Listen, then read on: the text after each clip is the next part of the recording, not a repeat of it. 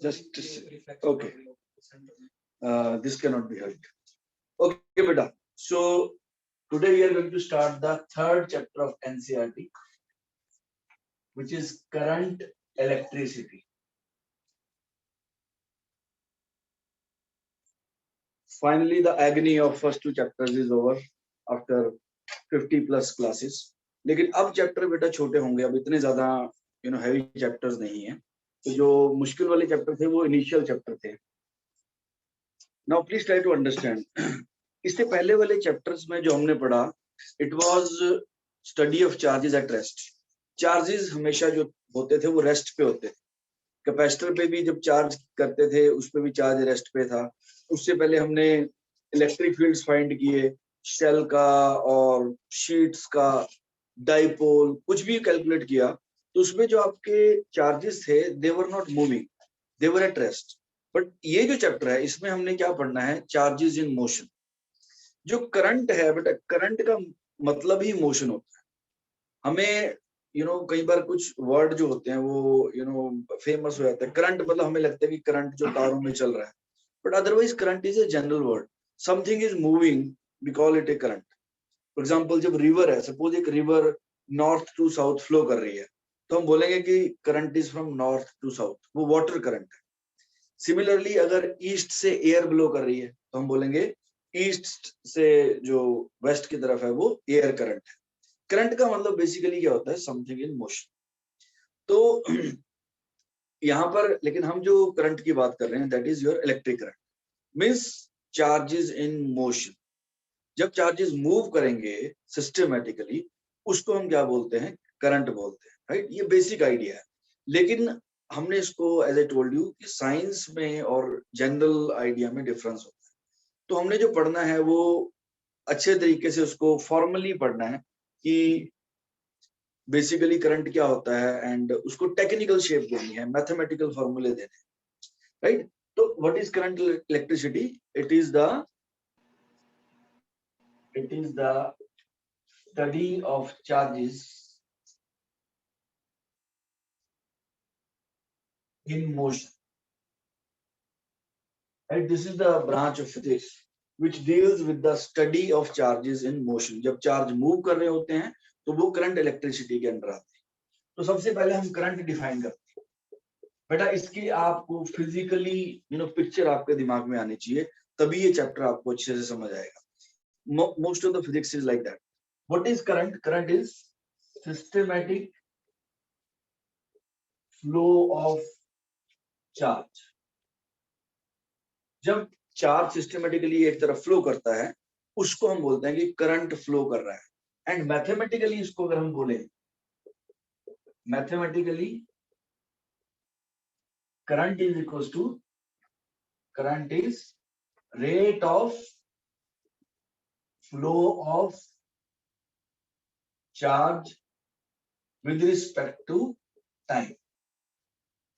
जैसे वेलोसिटी क्या होती है, rate of change of displacement. Acceleration, rate of change of velocity with time. तो सिमिलरली करंट क्या होता है, रेट ऑफ चेंज ऑफ या rate of flow of charge with respect to time. तो इसको मैथमेटिकली हम कैसे लिखते हैं, I equal to dq by dt. कितना चार्ज पर सेकेंड फ्लो कर रहा है उसको हम बोलते हैं बेटा current, right. I equal to dq by dt. इसको अभी आप थोड़ा वेट करो, आपको अच्छे से समझ आएगा. ये हम सिर्फ इसको डिफाइन कर रहे हैं, I equal to dq by dt. ऐसा यूनिट इसका क्या है, ऐसा unit of current is ampere. ऐसा unit of current is ampere.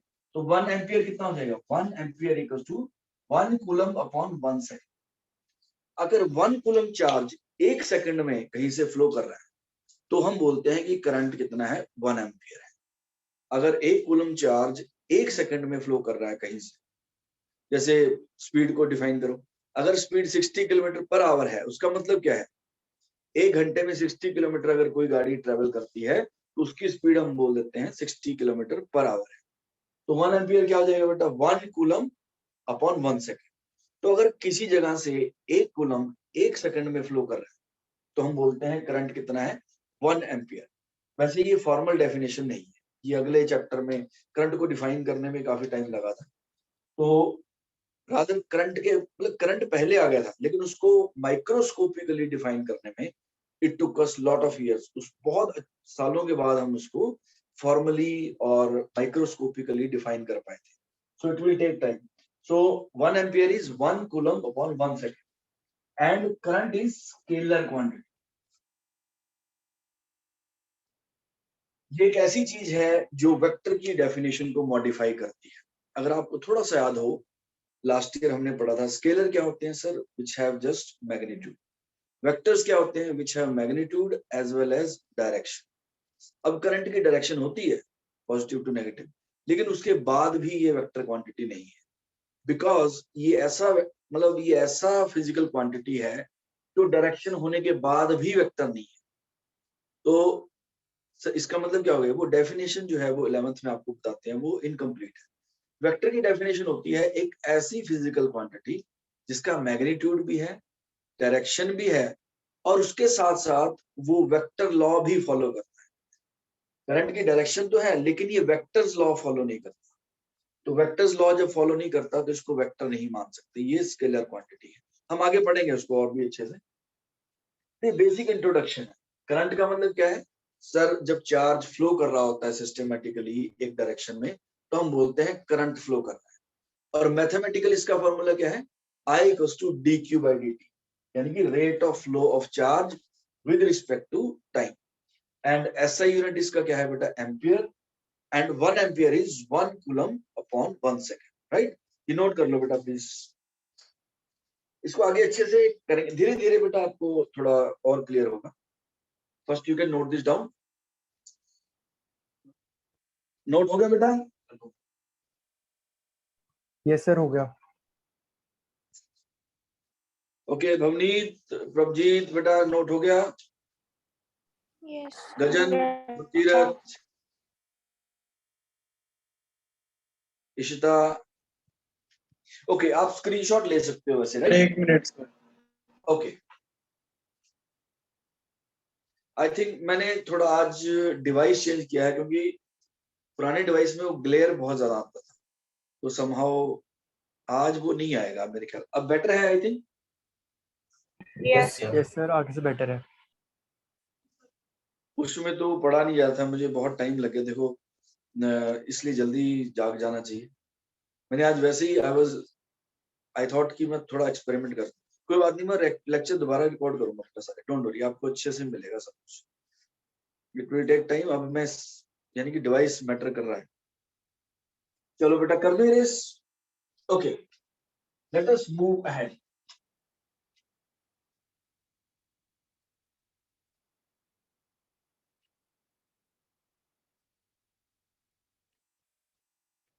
अब देखो हमने हमने डिफाइन किया what is current. Current is flow of charge with time. अब चार्ज कहाँ पे होगा? चार्ज तो पार्टिकल्स के पास होता है। चार्ज किन किन पार्टिकल्स के पास होता है? प्रोटॉन के पास, इलेक्ट्रॉन्स के पास, आयंस के पास। तो यानी कि बेसिकली यही मूव करेंगे, इलेक्ट्रॉन मूव करेंगे, आयंस मूव करेंगे, राइट। तो सबसे पहली चीज हमने करनी है चार्ज कैरियर्स। चार्ज कैरियर्स पहले हम देखते हैं मेटल्स। मेटल्स के अंदर क्या होते हैं? मेटल्स के अंदर होते हैं free electron.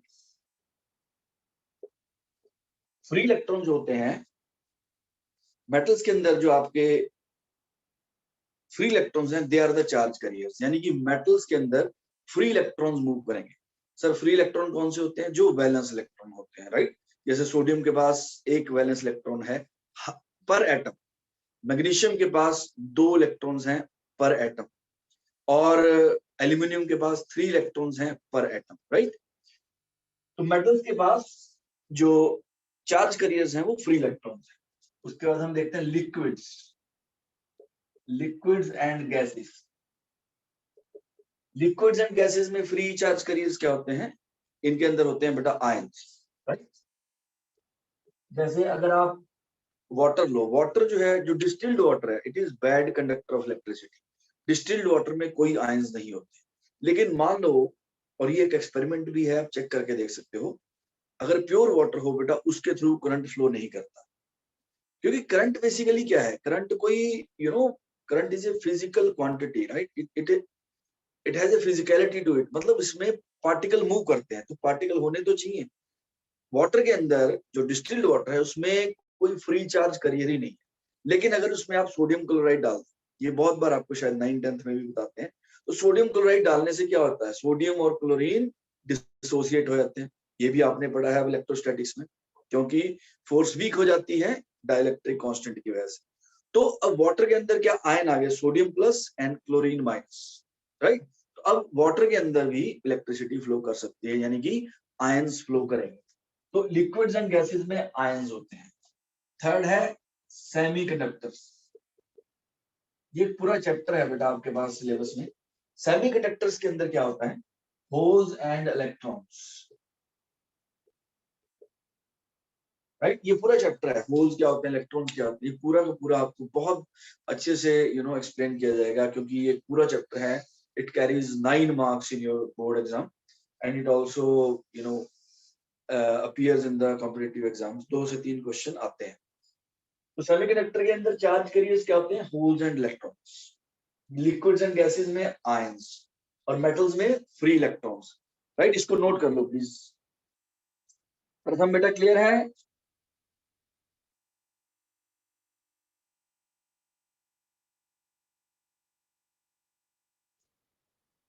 Is this clear?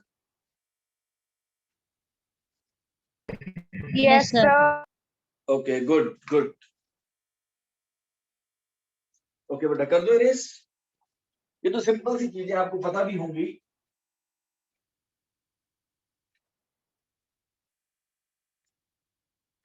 Now let us move to our first article of this chapter, right? That is your drift velocity. अब थोड़ा ध्यान से समझना, अब थोड़ा सा टेक्निकल चीजें हैं। सबसे पहली चीज जो हमने करनी है वो है ड्रिफ्ट वेलोसिटी।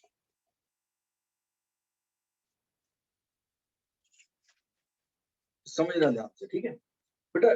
करंट कैसे फ्लो करता है, अब हम इसको अच्छे से स्टडी करते हैं। मान लो एक ये वायर है, राइट? वायर को मैंने जूम कर दिया, वायर जनरली सिलेंड्रिकल शेप की होती है। अब इस वायर को मैंने जूम कर दिया।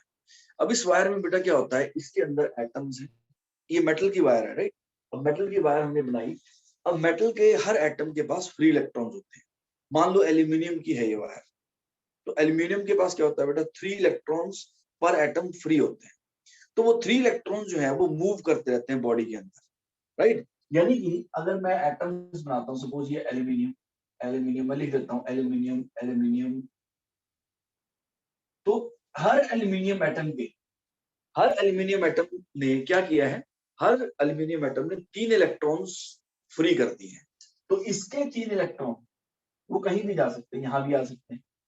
3, नॉट दोस 10, राइट? अगर एल्यूमिनियम का कॉन्फ़िगरेशन देखो, ये होता है ना 283, तो ये वाले वैलेंस इलेक्ट्रॉन है, राइट? अगर सोडियम होगा तो क्या होगा, 281। तो ये जो सबसे दूर वाला इलेक्ट्रॉन है न्यूक्लियस से, ये कहीं भी जा सकता है बॉडी के अंदर, बाहर नहीं निकल सकता। अगर बाहर निकल जाएगा फिर तो ये चार्ज हो जाएगा, बाहर नहीं आ सकता, लेकिन अंदर कहीं भी जा सकता है।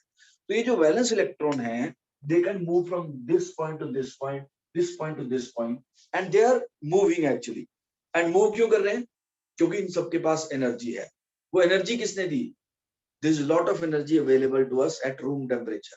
रूम टेम्परेचर पे, यानी कि सन से जो एनर्जी हमें मिली हुई है, उस एनर्जी की वजह से ये इलेक्ट्रॉन सारे के सारे मूव कर रहे हैं।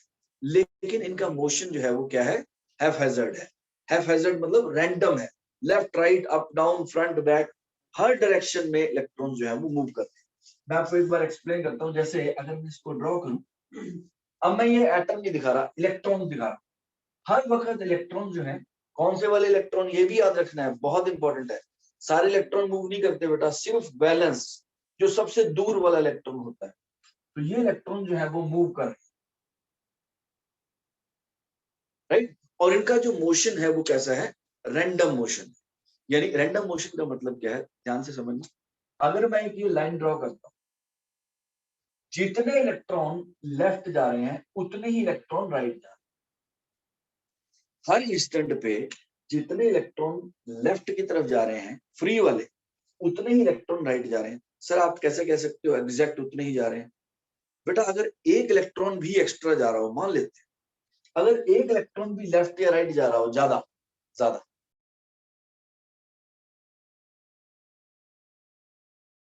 सर माइक म्यूट हो गया। सर म्यूट हो गए सर आप।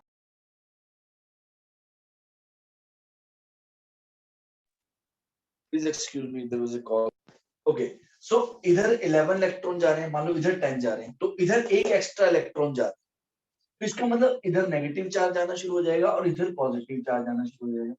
लेकिन क्या कोई वायर ऐसे रखी हो, क्या वो चार्ज हो जाती है? नहीं होती।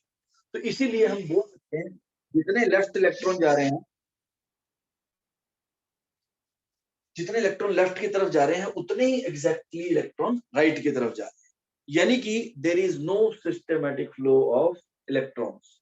इस फ्लो को हम बोलते हैं बेटा रैंडम फ्लो, यानी कि ये रूम टेम्परेचर की वजह से फ्लो हो रहा है, राइट। तो इससे हम क्या कंक्लूजन निकालते हैं, ध्यान से समझना बेटा।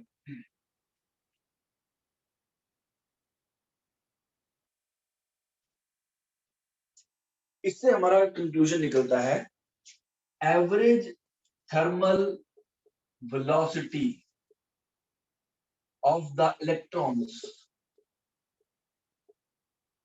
is 0। इसका मतलब क्या है कि ये जो इसके फ्री इलेक्ट्रॉन मूव कर रहे हैं उनका कोई भी स्पेसिफाइड डायरेक्शन नहीं, there is no favoured direction. जितने इलेक्ट्रॉन लेफ्ट जा रहे हैं उतने ही राइट भी जा रहे हैं, जितने ऊपर जा रहे हैं एग्जैक्टली उतने नीचे भी जा रहे हैं, जितने नॉर्थ ईस्ट जा रहे हैं उतने साउथ वेस्ट भी जा रहे हैं। तो no net flow of charge is taking place. इस वायर के अंदर मान लो एक वायर है, ये वायर अगर ऐसे रखा हुआ है, इसमें इलेक्ट्रॉन मूव कर रहे हैं बेटा, लेकिन उनका मोशन क्या है, रैंडम है। तो इसको हम लिखते हैं U1 प्लस U2। अगर मान लो n इलेक्ट्रॉन है free upon n equals to 0, यानी कि एवरेज थर्मल वेलोसिटी। इसको थर्मल वेलोसिटी इसलिए बोलते हैं क्योंकि इलेक्ट्रॉन्स अगर मूव कर रहे हैं तो उनको किसी ने एनर्जी दी है। वो एनर्जी कौन सी है बेटा, वो हीट एनर्जी है जो हमारे पास सन की वजह से हमारे आसपास स्प्रेड है। उस इन इलेक्ट्रॉन ने उस एनर्जी को अब्सॉर्ब किया, उसकी वजह से उनका मोशन है, तो उनका एवरेज जो आता है वो 0 आता है। अब हम देखते हैं, यानी कि इसमें कोई करंट नहीं है, right. As I told you, current की डेफिनेशन क्या थी, systematic flow of charge carriers. क्या ये सिस्टेमैटिक है? No, this is random. अब करंट के लिए हमें क्या करना पड़ेगा, देखना ध्यान से। अब यहाँ पे थोड़ा सा पिछला चैप्टर यूज होगा। ये वायर है, आप इस वायर को सेल के साथ कनेक्ट कर दो या बैटरी के साथ कनेक्ट कर दो। अब जैसे ही आपने सेल या बैटरी के साथ कनेक्ट किया, मैंने आपको कैपेसिटर में भी समझाया था, सेल का या बैटरी का एक काम होता है पोटेंशियल डिफरेंस जनरेट करना। इस सेल ने क्या करना है, ये मान लेते हैं पॉइंट ए है और ये पॉइंट मान लेते हैं बी। इस सेल ने ए पॉइंट का पोटेंशियल बी से ज्यादा कर देना, मतलब this end is at higher potential and this end is at lower potential. और जैसे ही पोटेंशियल डिफरेंस होता है, याद करो, अगर पोटेंशियल डिफरेंस होता है तो इलेक्ट्रिक फील्ड आया। अब इस वायर के अंदर ध्यान से समझना बेटा, इस तरफ इलेक्ट्रिक फील्ड लग जाएगा, राइट। इस बैटरी के स्टेप वाइज समझो, इस बैटरी के लगते ही यहां पर पोटेंशियल डिफरेंस आ जाएगा। It is at higher potential, positive negative. Positive मतलब वैसे बोलते हैं, लेकिन जो करेक्ट है वो ये है कि ये हायर पोटेंशियल पे है और ये लोअर पोटेंशियल पे। तो बेटा पोटेंशियल डिफरेंस आ गया और उस पोटेंशियल डिफरेंस की वजह से क्या आता है, इलेक्ट्रिक फील्ड आ जाता है। अब इस डायरेक्शन में इलेक्ट्रिक फील्ड लगना शुरू हो गया। अब समझना बेटा ध्यान से, अब इलेक्ट्रिक फील्ड अगर इस डायरेक्शन में है तो क्या होगा, इसके अंदर जो इलेक्ट्रॉन्स हैं उनके ऊपर फोर्स लगेगी। इलेक्ट्रॉन के ऊपर फोर्स किस तरफ लगेगी, इलेक्ट्रोस्टैटिक्स में हमने पढ़ा है, इलेक्ट्रॉन के ऊपर फोर्स यानी नेगेटिवली चार्ज पार्टिकल है तो उसके ऊपर फोर्स लगेगी ऑपोजिट डायरेक्शन। किससे ऑपोजिट डायरेक्शन में, इलेक्ट्रिक फील्ड से। अब इलेक्ट्रिक फील्ड इस तरफ लग गया, किसकी वजह से, बैटरी की वजह से, राइट।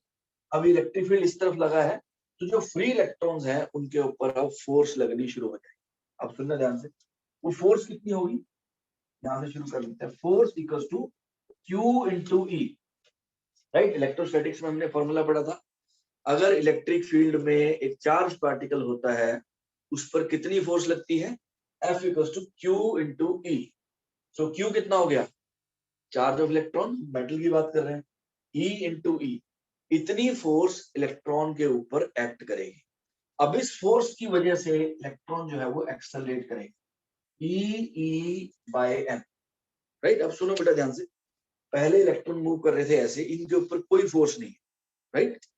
इनको एनर्जी मिली हुई है उस वजह से, और एनर्जी इनको चारों तरफ से मिल रही है। देखो ये ऐसे है, यहाँ से भी लाइट डल रही है, यहाँ से भी लाइट डल रही है। और लाइट का मतलब ये नहीं होता बेटा सनलाइट, मतलब अगर इवनिंग में हो, सन नहीं है, लेकिन फिर भी जो लाइट है वो भी सनलाइट ही है। तो अगर बिल्कुल डार्क नहीं है तब हमारे पास एनर्जी है। उसकी वजह से इनका मोशन जो है वो रैंडम है। लेकिन जैसे ही बैटरी लगी,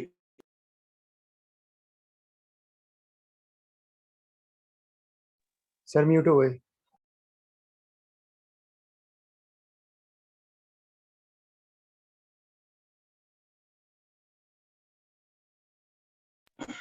बैटरी ने बेटा क्या करना है, पोटेंशियल डिफरेंस जनरेट कर देना है। पोटेंशियल डिफरेंस जनरेट होते ही यहाँ पर इलेक्ट्रिक फील्ड आ गया, एंड इलेक्ट्रिक फील्ड की वजह से फोर्स लगी, राइट।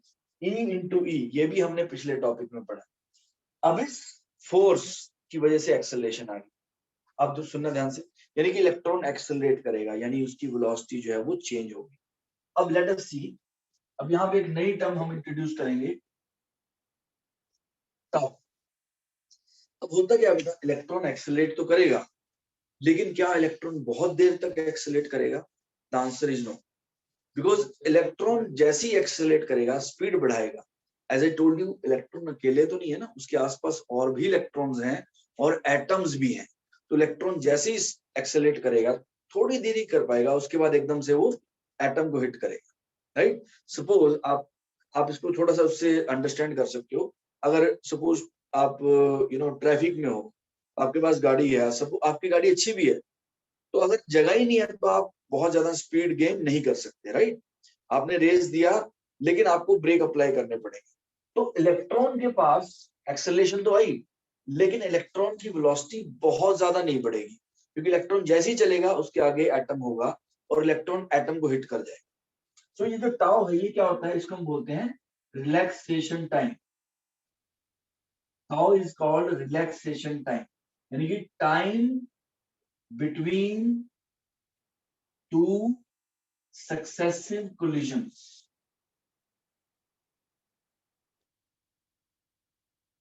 दो सक्सेसिव कोलिजन्स के बीच के टाइम को हम क्या बोलते हैं, रिलैक्सेशन टाइम। यानी कि इलेक्ट्रॉन अभी मान लो अभी कोलाइड हुआ, कोलाइड किया उसने, अब इलेक्ट्रिक फील्ड उसको धक्का देगा, अब इलेक्ट्रॉन ने वेलोसिटी गेन करी, इलेक्ट्रॉन उसको पुश कर रहा है ना, फोर्स लग रही है। इस फोर्स की वजह से एक्सेलरेशन आई, और इस एक्सेलरेशन की वजह से वेलोसिटी बढ़ेगी। तो इलेक्ट्रॉन ने वेलोसिटी गेन की, अब लेकिन वो बहुत कम टाइम के लिए वेलोसिटी जो है वो गेन कर पा रहा है, क्योंकि उसके सामने एकदम एटम आ गया, तो इलेक्ट्रॉन जाके उस एटम को हिट कर जाएगा, तो उसकी एनर्जी फिर से कम हो जाएगी। अब हिट करने के बाद लेकिन इलेक्ट्रिक फील्ड तो अभी भी लगा हुआ है, इलेक्ट्रिक फील्ड उसको फिर से धक्का देगा।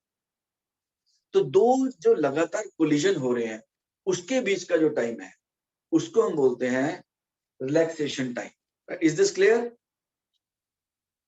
रिलैक्सेशन टाइम क्लियर हो गया बेटा? यस सर क्लियर है। Okay good. तो v1 ये क्या हो गया, फर्स्ट इलेक्ट्रॉन की velocity u1 plus a tau 1। Suppose first electron जो है वो टाउ 1 टाइम के लिए एक्सेलरेट किया, v2 equals to u2 plus a tau 2, and up to vn equals to un plus a tau n, right? n electrons, first electron इतने time के लिए accelerate किया, सेकंड इसके लिए, एंड n इसके लिए। अब इसका एवरेज जो होता है vd, इसको हम ड्रिफ्ट वेलोसिटी बोलते हैं, v1 plus v2 up to vn upon n। इसके एवरेज को ड्रिफ्ट वेलोसिटी डिफाइन किया गया है। अब सुनना बेटा ध्यान से, vd इक्वल्स टू v1 की वैल्यू पुट करो, u1 plus a tau 1 plus u2 plus a tau 2 up to un upon a tau n upon n।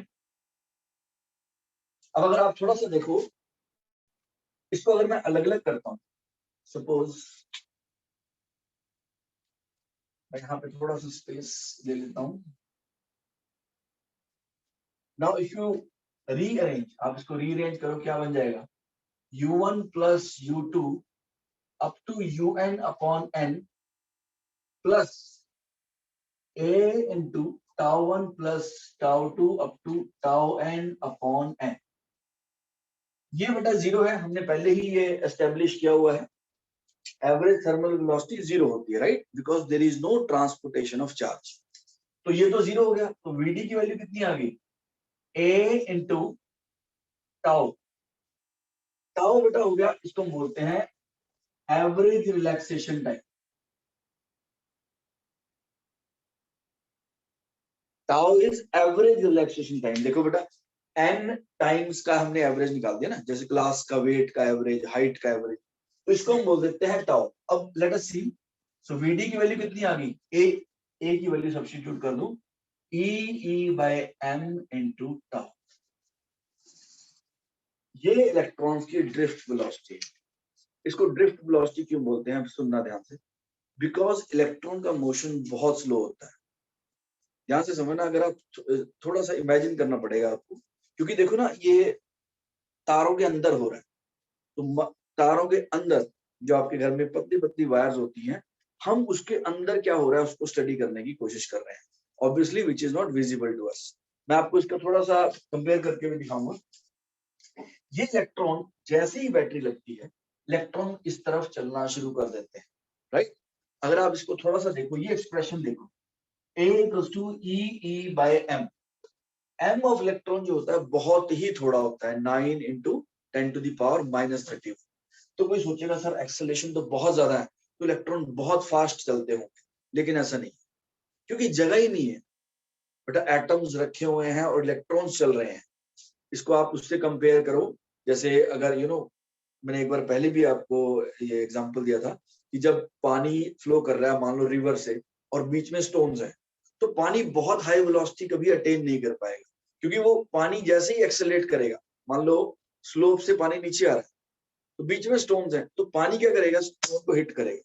Stone को हिट करेगा तो जो उसने काइनेटिक एनर्जी या वेलोसिटी गेन की है वो क्या हो जाएगी, कम हो जाएगी, तो वो थोड़ा सा स्लिप करेगा, राइट, यानी कि उसकी बहुत ज्यादा हाई वेलोसिटी नहीं हो पाएगी। तो इलेक्ट्रॉन्स भी बहुत फास्ट नहीं चल पाते हैं, स्लोली, बिल्कुल धीरे धीरे ड्रिफ्ट करते हैं। इसको आप कंपेयर कर लो, मान लो दो राउंड अबाउट के बीच में there is a traffic jam, right, और उस ट्रैफिक जैम में एक गाड़ी है, सपोज बहुत अच्छी सुपर कार मान, लेकिन वो चलेगी कैसे, वो बिल्कुल स्लो करे चलेगी, राइट। इस मोशन को हम ड्रिफ्ट बोलते हैं। तो that is why the name is given to this velocity as drift velocity. Electron जो है बहुत स्लोली ऐसे मूव करना शुरू करते हैं, इसीलिए इसको हमने ड्रिफ्ट वेलोसिटी बोला है। एंड अगर इसको वेक्टर फॉर्म में लिखते हैं बेटा, V D vector equals to minus, negative sign क्यों आया है, क्योंकि इलेक्ट्रॉन की वेलोसिटी जो है वो इलेक्ट्रिक फील्ड से ऑपोजिट डायरेक्शन में, इलेक्ट्रिक फील्ड तो इस तरफ लगा हुआ है, लेकिन इलेक्ट्रॉन किस तरफ ड्रिफ्ट कर रहे हैं, लेफ्ट की तरफ। इलेक्ट्रॉन बहुत स्लोली पॉजिटिव एंड की तरफ ट्रेवल करते हैं, राइट। तो since the velocity is very small, इसीलिए इसका नाम ड्रिफ्ट वेलोसिटी है। बेटा इसको नोट कर लो, मैं एक बार दोबारा से एक्सप्लेन करूंगा, please note this down once. ये डेरिवेशन स्कूल के लिए बहुत इंपॉर्टेंट।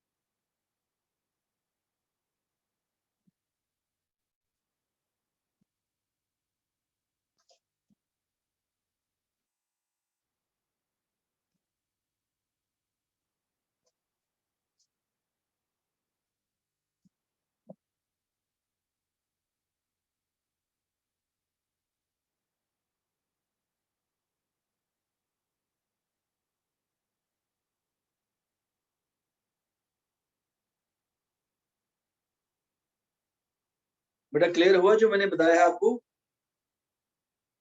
यस सर, होगा क्लियर। प्रथम बेटा Shubhavya, Harshita, Yes, sir. Yes, sir. Mukut, Aryan, Yes, sir. Gajan, Yes, sir. Kirat, Yes, sir. Okay. मैं हरमन बेटा, हिमांशु, Yes, sir. ओके। मैं फिर से एक्सप्लेन करता हूँ। देखो थोड़ा समय, यही वायर है मान लो, ठीक है। मैं और एक्सप्लेन करता हूँ। ये वायर है, इसके अंदर इलेक्ट्रॉन्स चल रहे हैं। कौन से वाले? Free electrons. मैं आपको अगर थोड़ा सा और अच्छे से बताऊं, बेटा कोई भी चीज है वो एटम से बनी हुई है, राइट। अब एटम क्या होते हैं? एटम अपनी जगह फिक्स्ड होते हैं, बस थोड़ा थोड़ा वाइब्रेट करते हैं, राइट। थोड़ा थोड़ा वाइब्रेट कर रहे होते हैं, और उन एटम्स के पास बहुत ज्यादा स्पेस खाली होता है, और वहां पर जो फ्री इलेक्ट्रॉन्स है वो मूव कर रहे हैं, राइट। सर वो क्यों मूव कर रहे हैं और एटम क्यों वाइब्रेट कर रहे हैं? समझो ध्यान से। एटम और इलेक्ट्रॉन्स का मोशन हीट की वजह से होता है। अगर आपने थोड़ा last year gaseous state chemistry में पढ़ा हो, जो रूम टेम्परेचर की वजह से एनर्जी मिलती है, उसकी वजह से ये मोशन होता है। एटम्स अपनी जगह थोड़े थोड़े वाइब्रेट करते हैं, इलेक्ट्रॉन्स उनके थ्रू घूम रहे होते हैं, जो कि वैलेंस इलेक्ट्रॉन, ठीक है। तो जब तक आपने बैटरी नहीं लगाई, तो जो फ्री इलेक्ट्रॉन्स हैं उनका मोशन जो है वो रैंडम है। जितने लेफ्ट जा रहे हैं एग्जैक्ट उतने ही राइट जा रहे हैं। So there is no current whatsoever, current नहीं है, और फ्री इलेक्ट्रॉन मूव कर रहे हैं, राइट। फ्री इलेक्ट्रॉन मूव कर रहे हैं। अगर मैं इसी को और भी डिटेल में समझाऊं तो बहुत कुछ और भी हो रहा होगा, शायद मुझे भी उसका आगे नहीं पता, लेकिन this is the basic thing what is happening. इसके अंदर एटम्स अपनी जगह फिक्स्ड है, थोड़े थोड़े से हिल रहे हैं बस, वेरी स्मॉल, और इलेक्ट्रॉन्स जो है वो लेफ्ट भी जा रहे हैं, राइट भी जा रहे हैं। लेकिन जैसे ही आपने बैटरी लगाई, बैटरी लगाते ही क्या होगा? बैटरी ने करना है पोटेंशियल डिफरेंस जनरेट, राइट। अब ये भी पूछ सकता है कोई, सर वो कैसे करती है? वो मैकेनिज्म बहुत ही कॉम्प्लेक्स है बेटा, वो आपको केमिस्ट्री में थोड़ा बहुत, जब आप इलेक्ट्रोकेमिस्ट्री पढ़ोगे वहां पे थोड़ा एक्सप्लेन किया जाता है। तो इसने इस पॉइंट और इस पॉइंट में पोटेंशियल डिफरेंस जनरेट कर दिया। अब इस पोटेंशियल डिफरेंस की वजह से इस तरफ इलेक्ट्रिक फील्ड लग जाएगा। आपको याद होगा, electric field is always from higher potential to lower potential. बस ये पिछले चैप्टर को अच्छे से करने का एडवांटेज होता है। बैटरी ने अपना काम कर दिया, इस पॉइंट का पोटेंशियल हाई, इसका लो, और इलेक्ट्रिक फील्ड इस तरफ लग गया। अब फिर से इलेक्ट्रोस्टैटिक का एक पॉइंट, जब इलेक्ट्रिक फील्ड के अंदर कोई चार्ज पार्टिकल आता है, अब बेटा कंडक्टर के अंदर इलेक्ट्रिक फील्ड है। अब सोचो, सर हमने पिछले चैप्टर में पढ़ा था सर कंडक्टर के अंदर इलेक्ट्रिक फील्ड नहीं होता, लेकिन मैंने ये भी बोला था इलेक्ट्रोस्टैटिक कंडीशंस होनी चाहिए। ये बेटा करंट इलेक्ट्रिसिटी है, यहाँ पर इलेक्ट्रोस्टैटिक्स के रूल नहीं लगेंगे, यहाँ पर तो चार्जेस मूव कर रहे हैं। ओके, अब इस वायर के अंदर मान लो ये वायर है, इसके अंदर इलेक्ट्रिक फील्ड आ गया। अब इलेक्ट्रिक फील्ड आ गया, वो क्या करेगा? जो फ्री इलेक्ट्रॉन्स हैं, यस, एटम्स के ऊपर भी फोर्स लगाएगा, क्यों नहीं लगाएगा, लेकिन एटम फिक्स्ड है अपनी जगह। लेकिन जो फ्री इलेक्ट्रॉन जो चल रहे हैं उनके ऊपर फोर्स लगेगी। अब फोर्स क्या होगी? अब पहले इलेक्ट्रॉन क्या थे? अगर मैं पिछले वाला डायग्राम आपको दिखाता हूं, उसमें इलेक्ट्रॉन का मोशन था बेटा ऐसे, कोई भी किधर भी जा रहा था। लेकिन अब क्या होगा? अब इलेक्ट्रॉन का मोशन थोड़ा सा ऐसे हो जाएगा, इस तरफ थोड़े थोड़े वो स्लाइड करना शुरू करेंगे। यस, ऐसे तो नहीं हो सकता। अगर आप सोचो कि सर सारे इलेक्ट्रॉन ऐसे चलने लगे, नो, क्योंकि कोलिजन भी होने हैं। इलेक्ट्रॉन चलेगा, वो एटम को हिट करके लेफ्ट राइट भी जाएगा, लेकिन धक्का उसको एक ही तरफ को लगा हुआ है। तो इलेक्ट्रॉन क्या करेगा? इस तरफ थोड़ा थोड़ा मूव करना शुरू करेगा। इस इलेक्ट्रिक फील्ड की वजह से उसके ऊपर फोर्स लगेगी। फोर्स का फॉर्मूला क्या होता है? Q into E. सो चार्ज कितना इलेक्ट्रॉन का? E, E इंटू ई फोर्स लग गई। इस फोर्स की वजह से बेटा एक्सेलरेशन होगी। जैसे ये देखो, मार्कर को मैं अगर ड्रॉप करता हूं तो इस पे नीचे की तरफ फोर्स लगी हुई है ग्रेविटी की, और इसी वजह से ये देखो एक्सेलेरेट किया नीचे की तरफ, राइट। तो इलेक्ट्रॉन इस तरफ एक्सेलेरेट कर रहे हैं इतनी एक्सेलरेशन के साथ, राइट। अब ये हमने पहले प्रूव किया हुआ है, जब तक बैटरी नहीं लगेगी तब तक इलेक्ट्रॉन का मोशन रैंडम ही रहने वाला है। तो एवरेज थर्मल वेलोसिटी जो है वो 0 है, u1 प्लस u2। ये सिर्फ हीट की वजह से वेलोसिटी है, लेकिन अब क्या हुआ, एक फोर्स आ गई एक्सटर्नल, उसने इनको एक्सेलरेट किया, तो बेटा इलेक्ट्रॉन की वेलोसिटी बढ़ना शुरू हो जाएगी। लेकिन as I told you, electron बहुत ज्यादा फास्ट वेलोसिटी गेन नहीं कर पाएगा। क्यों नहीं कर पाएगा? क्योंकि इलेक्ट्रॉन एक्सेलरेट करते ही कोलाइड कर जाएगा, किससे? एटम के साथ, एंड हेंस उसकी स्पीड जो उसने बनाई थी वो खत्म हो जाएगी। It is the same thing, आप बाइक को रेस दो, लेकिन अगर आगे कुछ आ जाए तो ब्रेक लगानी पड़ेगी, तो आपकी स्पीड कम हो जाएगी। तो electron will accelerate for very very small time. तो फर्स्ट इलेक्ट्रॉन ने इतनी वेलोसिटी गेन कर ली, सेकंड इलेक्ट्रॉन ने इतनी वेलोसिटी गेन की, इसका एवरेज हमने निकाला। इस एवरेज वेलोसिटी को ड्रिफ्ट वेलोसिटी बोलते हैं, क्योंकि बहुत स्लो होती है, बहुत कम होती है, इसीलिए इसका नाम ड्रिफ्ट वेलोसिटी रखा। फिर हमने इसकी वैल्यू पुट करी बेटा, और ये इसको 0 लिख दिया, u1 u2 up to un upon n, ये 0 है। और इसको क्या बोल दिया? Average relaxation time. आपसे एक नंबर में पूछ सकते हैं रिलैक्सेशन टाइम क्या होता है। आप इसको कैरम बोर्ड से भी कंपेयर कर सकते हैं। कैरम बोर्ड पे आपने स्ट्राइकर से हिट किया, उसने जाके गीटी को हिट किया, तो जो आपकी गीटी जा रही है वो कब तक चलेगी? जब तक वो किसी को हिट नहीं करती, या तो वॉल को हिट करेगी या किसी और गीटी को हिट करेगी, फिर उसकी डायरेक्शन चेंज हो जाएगी। तो इसमें भी बेटा ऐसे ही कुछ हो रहा है, बहुत सारा रैंडम मोशन, ठीक है। उसको हमने बैटरी की हेल्प से सिस्टमेटाइज कर दिया। अब इसके अंदर इसको हमने क्या डिक्लेयर कर दिया? टाउ, और ए की वैल्यू पुट कर दी E/m इनटू टाउ, राइट। तो this is called drift velocity. और ड्रिफ्ट वेलोसिटी किस तरफ है? इलेक्ट्रिक फील्ड से ऑपोजिट डायरेक्शन में। देखो इलेक्ट्रॉन बेटा इस तरफ ड्रिफ्ट कर रहे हैं।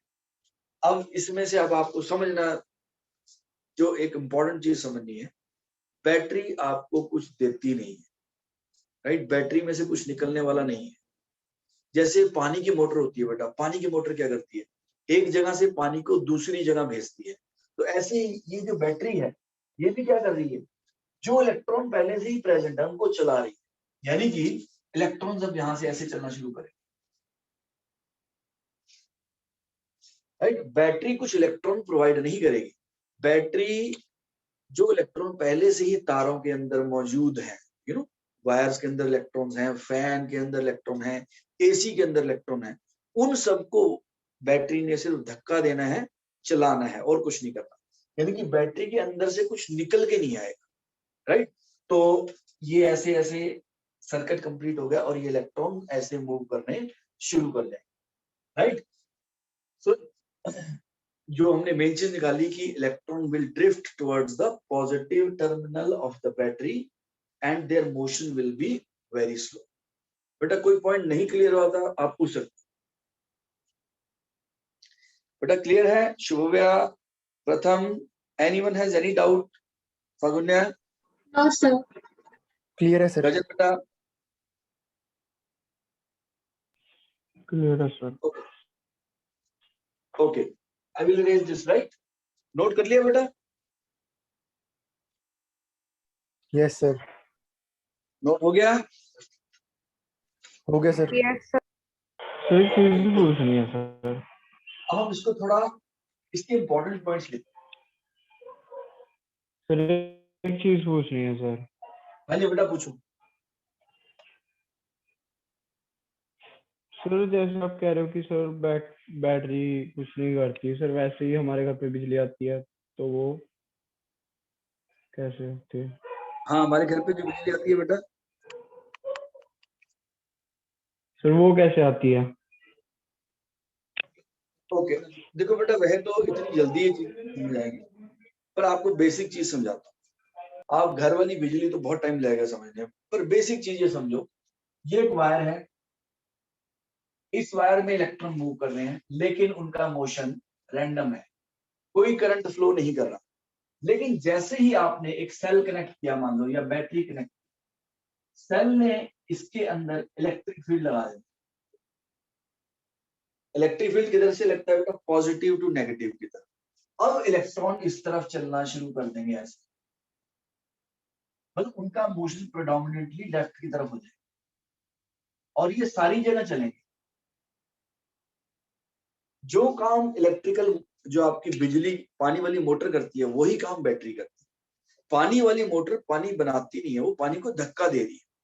तो ऐसे ये सेल जो है, ये सेल इलेक्ट्रॉन नहीं बना रहा, सेल क्या कर रहा है, इलेक्ट्रिक फील्ड लगा रहा है। सेल ने इस पूरी वायर में इलेक्ट्रिक फील्ड फैला दिया, यानी कि अब यहाँ पे इलेक्ट्रिक फील्ड लगाओ बेटा ऐसे इस जगह पे, और इसकी वजह से इलेक्ट्रॉन ऐसे चलना शुरू कर देते,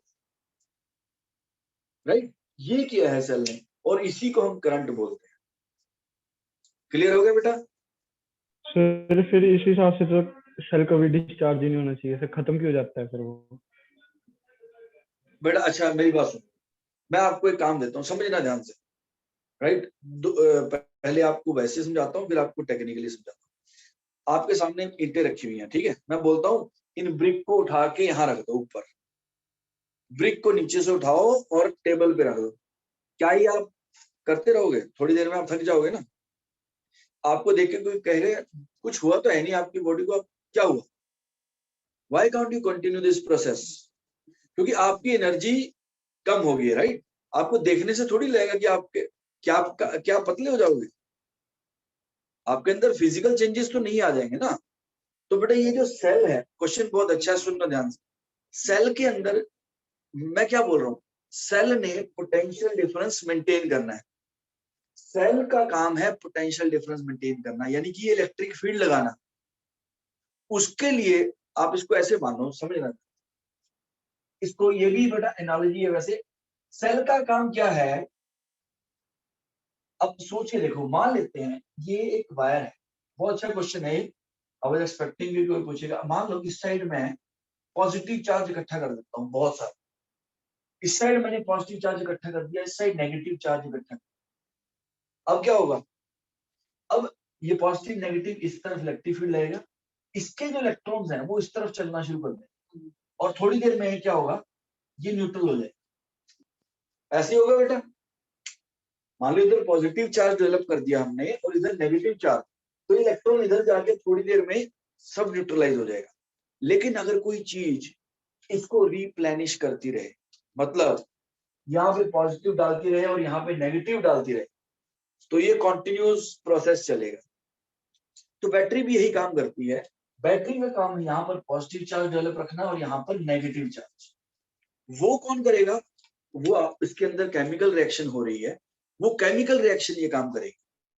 आप जिसको इलेक्ट्रोकेमिस्ट्री में पढ़ोगे, दो इलेक्ट्रोड्स होंगे, एक इलेक्ट्रोड पे पॉजिटिव चार्ज आता रहेगा और दूसरे पे नेगेटिव चार्ज आता रहेगा। वो उसके अंदर कुछ केमिकल रिएक्शन होता है, वो मुझे नहीं पता। लेकिन जैसे ही वो केमिकल रिएक्शन सैचुरेट हुआ, बस उसके बाद वो बैटरी की लाइफ खत्म होगी बेटा। Is this clear to everyone? Yes sir. Yes, sir. Good. So let us see, हमने क्या पढ़ा।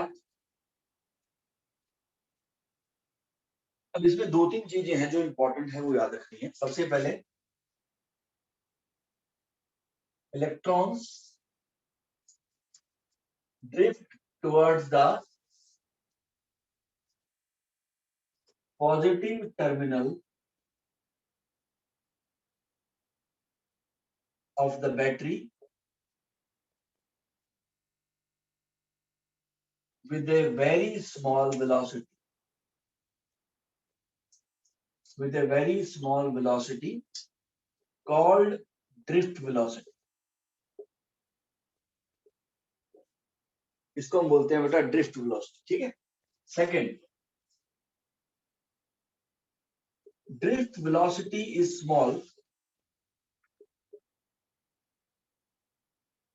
but current is very fast, means speed of light. देखो बेटा, आप ध्यान से समझना, आपको थोड़ा थोड़ा इमेजिन होना शुरू हो गया होगा। अब कोई इसको देख के ये कंक्लूड कर सकता है, पहले समझना, ठीक है। ये वायर है, ठीक है, इसको आपने सेल के साथ लगा दिया। अब इसको देख के कोई ये मानेगा, अच्छा सर यहाँ से एक इलेक्ट्रॉन निकलेगा, यहाँ से जाएगा और यहाँ वापस आएगा, तो करंट फ्लो हो गया, राइट।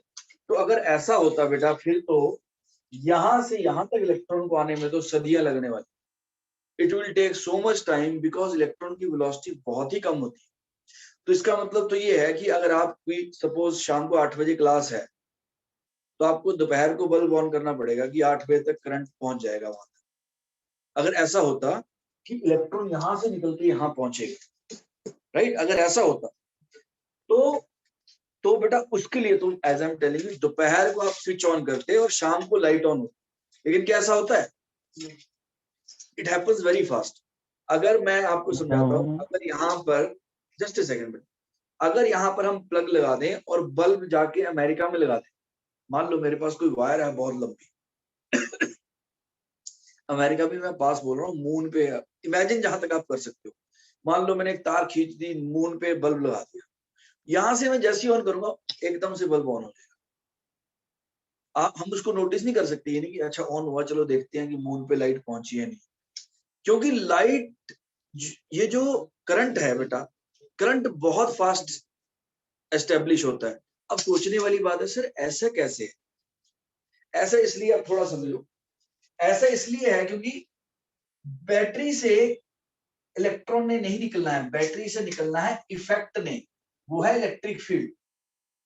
तो बैटरी को ऑन करते ही इलेक्ट्रिक फील्ड फैल जाएगा सारी जगह पे जहां तक वायर है, और इलेक्ट्रिक फील्ड फैलने की जो स्पीड होती है वो स्पीड ऑफ लाइट होती है। तो करंट की स्पीड इलेक्ट्रॉन की स्पीड के बराबर नहीं है, करंट की स्पीड हो गई स्पीड ऑफ इलेक्ट्रिक फील्ड के बराबर, और स्पीड ऑफ इलेक्ट्रिक फील्ड क्या है? Speed of light. तो जैसे ही आपने इसको ऑन किया, सुनना बेटा ध्यान से, जैसे ही इसको ऑन किया पूरी की पूरी तार में क्या फैल जाएगा? Electric field. तो इलेक्ट्रॉन हर जगह पे पहले से ही प्रेजेंट है, तो सारे के सारे इलेक्ट्रॉन एकदम से चलना शुरू करते हैं। इज दिस क्लियर बेटा? अगर इलेक्ट्रॉन को यहां से यहां पहुंचना होता है बेटा, आई एम टेलिंग यू, आप ऑन करते, और मैं कैसे बताऊं, मैं आपको एक और एग्जांपल दे सकता हूं। बहुत सारे लोग तो अपने आप को करंट से फास्ट समझते हैं। अगर आई डोंट नो, आप तो, आपकी जनरेशन बहुत स्मार्ट है, हम तो, मैं अपने से कंपेयर करता हूँ। I have done this, because I have seen people doing it. कुछ लोग सोचते हैं वो करंट से फास्ट हैं, मतलब मैंने भी खुद किया है, किसी तार में करंट आ रहा है या नहीं आ रहा है, हम ये चेक करना है, सपोज हाथ लगा के, मतलब मैंने खुद किया है क्योंकि मैंने किसी को देखा, perhaps I am not mistaken, perhaps I saw my father doing this, और मैं चाहता, कोई मेरी फैमिली में से था, तो वो सोचो, मतलब मेरे को भी लगा कि हम भी ऐसे चेक करें। तो तार को, मतलब हम ये सोचते हैं हम करंट से फास्ट है, क्योंकि है नहीं ना दिमाग, तो हम ऑब्वियसली, बट बहुत कम लोगों का दिमाग डेवलप हो पाता है, तो हमें लगता है कि हम स्मार्ट हैं। बिलीव मी, जब थोड़ा सा एज होती है तब जाके रियलाइज होते हैं वो तो बिल्कुल स्टूपिड काम है। तो बेटा मैंने भी देखा, तो कई लोग सोचते हैं जैसे कोई तार लटकी हुई है, इसमें करंट है कि नहीं, ऐसे करके देख लेते हैं हाथ लगा, बेटा अगर उसमें करंट हुआ तो आपको हाथ वापस खींचने का मौका नहीं मिलेगा। वो आप, अगर उसमें करंट हुआ आपका हाथ एकदम से चिपक जाएगा, खत्म, उसी वक्त ही you are electrocuted, your brain will stop working. इसको भी हम पढ़ेंगे कि होता क्या है जब इलेक्ट्रोक्यूशन होता है, ये भी आपको बताऊंगा। तो मैं जो कह रहा हूँ कि क्यों है, चिपकता क्यों है, चलो आज आपको दोनों चीजें समझाता हूँ। अब थोड़ा सा ये बोरिंग वाला काम काफी हो गया, एक दो इंटरेस्टिंग चीज बताता हूँ। एक तो ये चीज समझ लो कि भाई करंट से फास्ट हम नहीं हो सकते हैं, क्योंकि करंट स्पीड ऑफ लाइट से चलता है। हम पता क्या करते हैं, मैं अपने पे लेता हूँ हमेशा, हम ये सोचते हैं because human beings are, most of us are predictable, common एक जैसे लोग होते हैं हम सारे। हम लोग ये सोचते हैं कि जो दिख रहा है, हम किसी को देख पा रहे हैं, बस वो है सब कुछ, मतलब जो हम देख पा रहे हैं, हमें लगता है कि हम सब कुछ देख पा रहे हैं, लेकिन इतना कुछ है, क्योंकि चीजें फास्ट होती है ना तो वो हमें दिखाई नहीं देती, लेकिन हम सोचते हैं बस हम, हमारे जैसा कोई है ही नहीं। तो अब जैसे आपको मैंने एग्जांपल दिया, I literally touched it, I don't know, I got saved, may be उस वायर में करंट नहीं था तो मैं बच गया। ये तो मैंने भी बहुत बार ऐसे कर करके चेक किया। अब एक बच्चे ने पूछा सर हम चिपक क्यों जाते? अच्छा, कितने लोगों ने ये दो इवेंट सुने? दो इवेंट आपने पक्का सुने होंगे। अगर आप इंक्विजिटिव होते, बेटा 2 लाइनें मुझे बोलने दो, तो आप पक्का पूछते।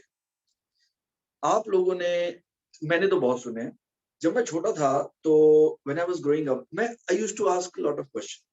हाँ, मैंने उसको फॉलो नहीं किया, नहीं तो मैं पक्का कुछ ना कुछ कर देता लाइफ, क्योंकि मैंने फॉलो नहीं किया। मैं उसको समझ नहीं, मेरे अंदर विल पावर नहीं थी कि मैं उसको उसका आंसर निकालूं, लेकिन मैं क्वेश्चन जरूर पूछता रहता था। अब मैं आपको एक एग्जांपल देता हूँ, 2 लाइनें बोल रहा हूँ। मैंने सुना हमारे विलेज में एक बंदे को शॉक लगा तो वो खंबे के साथ चिपक गया। ठीक है, आपने भी सुना होगा बिजली के साथ चिपक गया, एक तो ये होता है। Yes, ठीक है, sir. और एक इवेंट मैंने सुना, अब बेटा आजकल तो शहर है, तो गांव में जब गर्मियों का मौसम होता है तो लोग छत पे सोते हैं, क्योंकि गर्मी बहुत ज्यादा होती है। तो मैंने ये भी सुना कि भाई एक को बिजली का झटका लगा और वो छत से गिर गया, तो बिजली ने उसको फेंका। कितने लोगों ने सुना है ये दोनों चीजें सुनी है? Yes, sir. दोनों सुना है?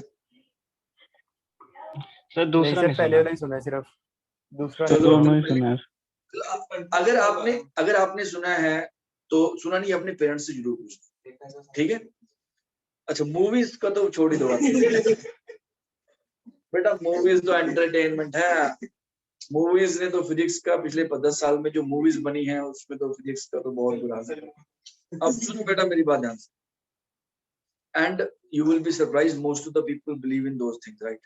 तो अब सुनो, अब मैंने ये 2 इवेंट सुने, because it happened with my some relations.